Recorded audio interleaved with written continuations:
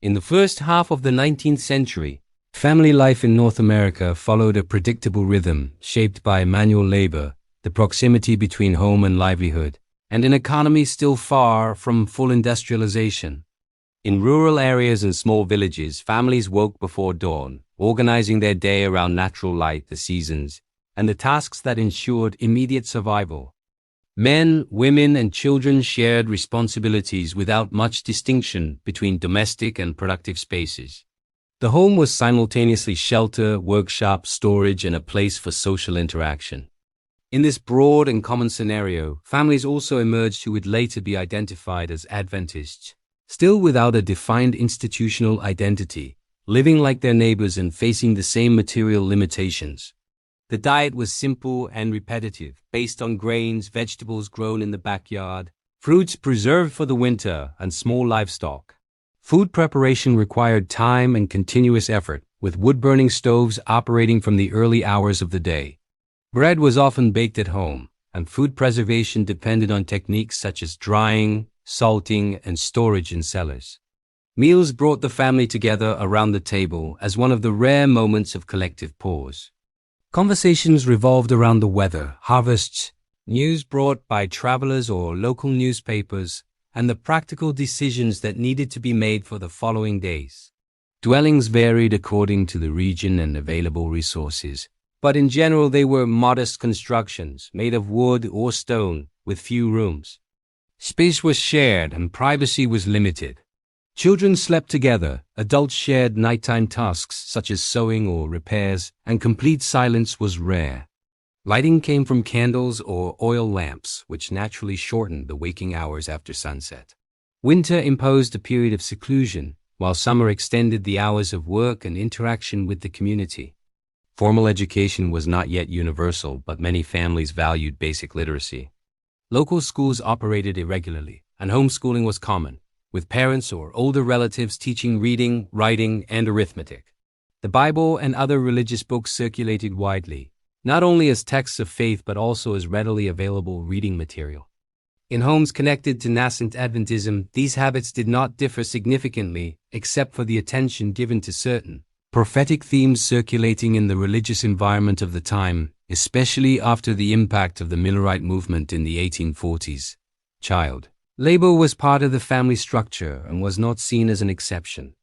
Children learned early on to contribute, caring for animals, helping with planting, or performing household chores. This involvement was considered a natural part of learning for adult life. Leisure time was scarce and generally integrated into community activities, such as social gatherings, local fairs, or visits between families. Music, when present, came from simple instruments or collective singing, reinforcing social bonds more than offering individual entertainment. Within this daily routine, some families began to reorganize their habits based on specific religious convictions that would solidify throughout the second half of the century. The observance of the Sabbath, for example, began to gain ground in certain homes, subtly altering the weekly routine. This change did not occur abruptly or in isolation, but was part of a broader context of religious debates that permeated American society. The decision to interrupt work on a specific day required practical adjustments and, in some cases, facing incomprehension from neighbors and employers. Personal records, letters, and diaries from the period show that these choices were discussed within the family, often with hesitation and caution. Ellen G. White appears in these documents as an attentive observer of daily life, describing simple homes, tiring routines, and the search for coherence between belief and daily practice. Her accounts are not notable for their grandeur, but for their attention to common details that reveal how these families tried to organize their lives amidst the economic and social pressures of the 19th century. Within the broader American society of the period, these families remained integrated into the wider social fabric of the United States, participating in markets, schools, and neighborhood networks. Adventist identity was still being formed and manifested itself more through domestic choices and behavioral patterns than through visible structures. Thus, family life followed its ordinary course, marked by constant work, close relationships, and practical decisions that, little by little, would prepare the ground for more defined transformations in the following years. As the second half of the 19th century progressed, family life in many Adventist households began to reflect gradual changes that were not publicly announced but were consolidated within the homes. Daily life remained marked by physical labor and a subsistence economy, although the growth of cities and railroads was already altering the flow of goods and information. Even so, for a large part of these families, the day continued to be organized around the house, the land, and direct relationships with the neighborhood. The difference arose less in external appearances and more in the way time was managed and interpreted. The week took on a particular rhythm when Saturday began to be treated as a distinct day. Preparations began as early as Friday, with household chores done in advance to reduce activities the following day. This care did not completely eliminate work, but it created a noticeable pause in the weekly cycle. In rural homes, this required careful planning, as animals needed to be fed and certain tasks could not be interrupted. The adaptation was practical, negotiated with reality, and not idealized. The relative silence of Saturday contrasted with the other days, offering a more concentrated space for family togetherness. Within homes, reading held an important place. Besides local newspapers and almanacs, religious pamphlets, handwritten letters, and small books printed by still modest publishers circulated. These materials were read aloud, shared, and discussed, creating an environment of intellectual exchange accessible to different ages. Literacy, even if limited, became functional and everyday. Children learned to read not only for school purposes, but also to follow texts that were part of family life. The act of reading was not separate from routine. It happened at night by lamplight, between one task and another. The role of women in these homes was central and visible. Beyond intense domestic work, many assumed the practical management of the household, controlling resources, organizing time, and, in some cases, actively participating in the production of texts and correspondence. Letters written by Adventist women of the period reveal concern for health, children's education, and coherence between belief and daily practice. There was no break with the social roles of the time, but a silent expansion of intellectual and organizational responsibilities within the domestic sphere. Health issues also began to receive special attention. In a context where illnesses were frequent and access to doctors was limited, some families began to experiment with dietary changes and hygiene habits inspired by circulating ideas about temperance and sanitary reform. These practices were not uniform or immediately accepted, but spread through personal accounts and direct observation. Body care emerged as an extension of household care, without technical language, based on trial and error and the exchange of experiences between families. Children grew up in this hybrid environment where tradition and change coexisted. They continued to work from an early age, but were also exposed to more frequent religious and moral discussions.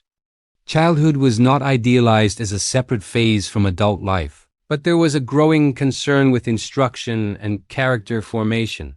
In some homes, homeschooling became more structured, especially when local schools did not meet parental expectations. This movement reinforced the role of the family as the primary educational unit. Relationships with the surrounding community were not always straightforward. Observing the Sabbath and other practical choices could cause unease, especially in environments where Sunday was the primary day of rest. Even so, many families maintained cordial relations with neighbors, participating in common economic and social activities. Complete isolation was rare and in most cases undesirable.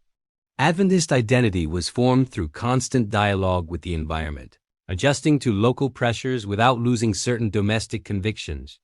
Historical records indicate that Ellen G. White closely observed this daily life, describing homes where daily toil coexisted with moderate spiritual expectations and practicalities. Her writings mention journeys between homes, simple conversations, and observations about family organization, offering a consistent portrait of small, interconnected communities. These accounts help us understand how domestic life served as the basis for the consolidation of a collective identity that was still in formation. In the broader context of the United States, these families remained embedded in a country undergoing transformation, marked by territorial expansion, social tensions, and economic changes. The Adventist domestic experience did not develop on the margins of these processes, but within them, slowly adjusting to a world that became more complex with each decade, paving the way for more visible transformations at the end of the century. As the 19th century drew to a close, the daily lives of Adventist families reflected a domestic environment increasingly organized around stable routines, albeit permeated by economic and social uncertainties. The home remained the center of practical life, but there was now a clearer awareness of belonging to a specific religious movement, even if this identity remained discreet in the public sphere. Mornings began early, with tasks distributed almost automatically among family members, a result of years of adaptation to the demands of agricultural, artisanal, or commercial work in small towns. The growth of book printing and distribution networks had a direct impact on these homes. Adventist publications began to circulate more regularly, arriving by mail or being shared among nearby families. The act of reading and discussing these texts strengthened bonds and created a common language, even if the interpretation remained domestic and practical. These materials did not replace secular newspapers or other available books, but they complemented them, occupying a specific space on simple shelves or wooden boxes where the few volumes were carefully stored. The family economy remained fragile and dependent on multiple sources of income. Many men alternated between working the land and seasonal activities such as construction, transportation, or local commerce. Women supplemented their income with sewing, producing food for sale, or occasionally hosting travelers. This economic flexibility required constant reorganization of the domestic routine. Financial decisions were discussed within the family, often at the dinner table, in practical conversations involving all the adults in the house. Health concerns gained greater traction during this period. The circulation of ideas about hygiene, ventilation, and simpler diets influenced gradual changes in the home environment. Rooms began to be aired more frequently, cleanliness received special attention, and certain foods began to be avoided. These practices were not seen as a break with traditional medicine, but as complements based on daily observation. In communities where doctors were scarce, the exchange of home remedies and practical advice between families was common and considered essential. Children's education continued to take place primarily in the home environment, but with greater systematization. Study schedules were established and simple textbooks began to be used more regularly. Discipline was not achieved through rigid methods, but through repetition and example. Children were encouraged to read aloud, write letters, and keep small record skills seen as useful both for practical life and for participation in a growing literate community. The relationship between generations also subtly transformed. Grandparents and older relatives, when present, played an important role in transmitting family memories and daily practices. Stories about the early years of the Adventist movement were told informally, integrated with accounts of difficulties faced, migrations, and family decisions. This recent past helped to build a shared narrative without the need for institutional formalization within the home. In public spaces, the presence of these families remained moderate. They participated in markets, local councils, and community events, maintaining a posture of practical cooperation. Religious differences were rarely a central theme in these interactions, unless they directly interfered with work schedules or social commitments. Saturday continued to be the main marker of distinction, requiring constant negotiations with employers and business partners, especially in growing cities. Ellen G. White's writings from this period record visits to homes where daily effort was evident and domestic organization reflected continuous attempts at balance. Her observations describe simple environments, direct conversations, and a constant concern for the upbringing of children amidst a rapidly changing country. These records serve as documents of daily life, offering details on how ideas were translated into concrete domestic practices. In the broader context of the United States, the end of the 19th century brought increasing industrialization, urbanization, and new social tensions. Adventist families, still largely connected to rural or semi-urban environments, observed these changes from a distance but felt their indirect effects. Increased mobility, the expansion of the publishing market, and the faster circulation of information prepared these communities for a new historical period in which domestic life would cease to be the sole axis of collective identity. As the 19th and 20th centuries approached, Adventist families carried with them a domestic experience shaped by decades of quiet adaptation. Daily routines remained simple, but were now punctuated by clear signs of change in the world around them. The distant sound of railroads, the more frequent circulation of letters and newspapers, and the occasional presence of travelers brought news of expanding cities and new forms of work. Still, within the homes, the rhythm continued to be determined by old habits, by the preparation of food, by the maintenance of the home, and by the coexistence between generations. The domestic space continued to be the center of important decisions. At night, after finishing their chores, families gathered around tables or still warm stoves, discussing expenses, future harvests, and educational choices for their children. These conversations revealed a growing awareness that the world offered alternatives beyond rural life, although most remained connected to the land or small local activities. The possibility of migrating to urban centers began to be considered, especially by young people, but was rarely seen as an immediate decision. The observance of the Sabbath was already incorporated into family identity and was passed down as a natural part of the week. Children grew up understanding the difference of this day without needing formal explanations. Advanced preparation, reduced work, and closer togetherness were established practices. This pattern, repeated over the years, helped create a collective domestic memory that did not depend on external institutions for its maintenance. Faith, in this context, was lived more as an organization of time and relationships than as discourse. Women continued to play a central role in the stability of these homes. In addition to domestic chores, many were responsible for maintaining correspondence with distant relatives, recording family events, and preserving documents. Simple notebooks, diaries, and mailboxes became household archives that today offer valuable clues about daily life at the time. These records did not seek historical relevance, but ended up becoming detailed testimonies of an ordinary life marked by constant work and careful choices. Education was slowly progressing towards more structured forms. Some families began to support educational initiatives specific to the Adventist movement, which were still in their early stages, while others continued to rely on homeschooling and local schools. The main concern remained practical, ensuring that children knew how to read, write, and do math. Education was seen as a tool for survival and communication in an increasingly connected country, not as a means of immediate social advancement. The relationship with the wider community was also transforming. With the growth of small congregations and regular gatherings, families who previously saw each other only sporadically began to maintain more frequent contact. These meetings, often held in homes or improvised spaces, reinforced social bonds and offered mutual support.